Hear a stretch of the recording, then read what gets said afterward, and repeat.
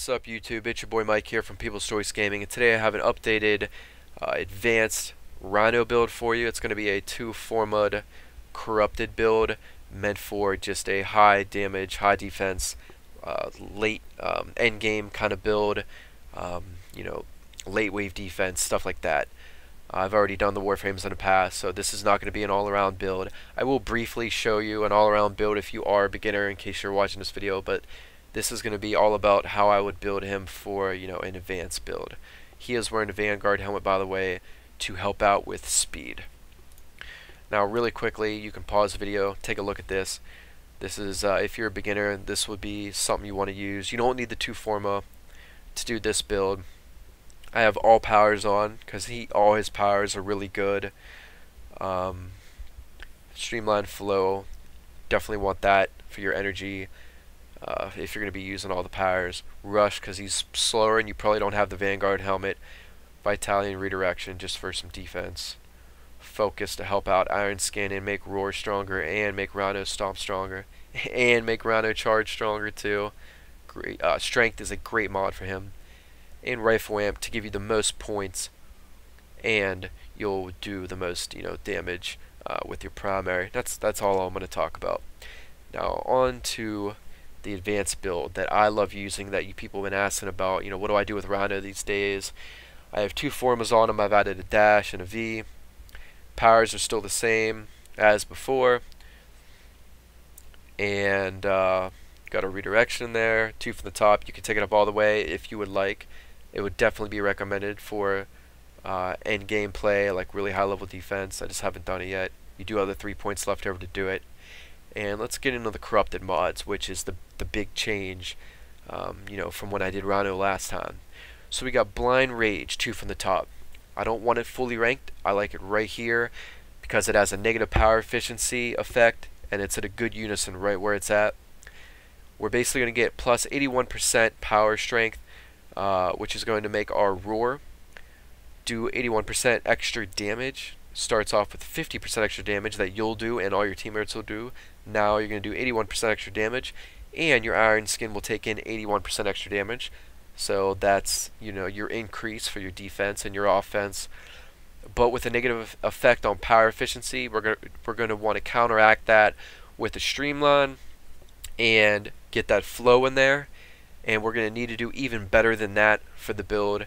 So you're going to want to put Fleeting Expertise in your dash polarity, which is going to add plus 60% power efficiency, which in the end you will actually be at a plus 45% power efficiency on the positive side, and you got your flow.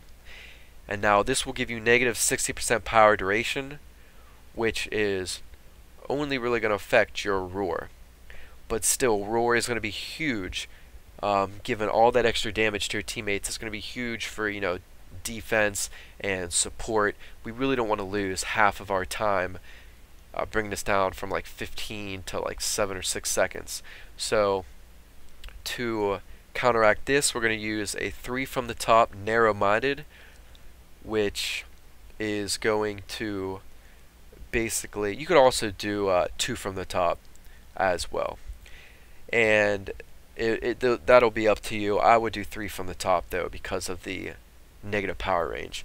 So this is going to give you plus 72% power duration, which in the end is going to give you plus 12%. So you won't just do your 15 seconds with Roar, but you'll also have like an extra second or so added, an extra like 1.5 seconds or so. And to counteract the minus 48% power range, we will put a full stretch in. And considering his Rhino Stomp has a very big radius, same with the Roar by default, we won't need to increase it anymore. We just want it to be at the default, so that's why we got the stretch in. And that's basically all you guys really need to know about the build.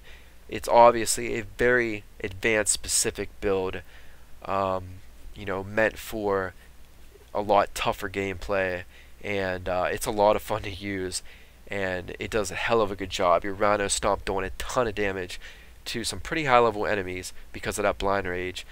Your Roar, you're just going to be doing tons of damage with your weapons now because of that Roar being increased so much by Blind Rage, and you're going to be a tank with your iron skin because of the blind rage. So you can even use this build, you know, for just regular solo. It's going to be a great solo build, and you know, even like mid-level gameplay, because you're going to be such, you know, a tank. But you know, it's obviously I have it built best for that real end game content, that high level defense gameplay. Alright, I'll show you a little bit of gameplay here real quick before I end the video. Alright guys, I got a little gameplay for you here. First up, showing you the roar ability on my blind rage build with a quick forward kill with the Acrid. Just so fast.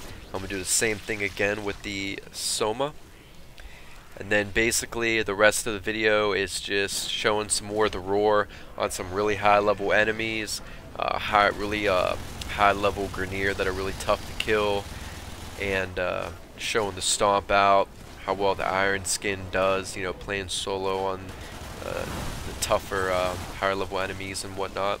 And that's about it. I hope you guys enjoyed this advanced Rhino breakdown video. Please comment, like, subscribe, and share. Remember to check out my new Twitch, links in the description, and I'll catch you guys later. Enjoy.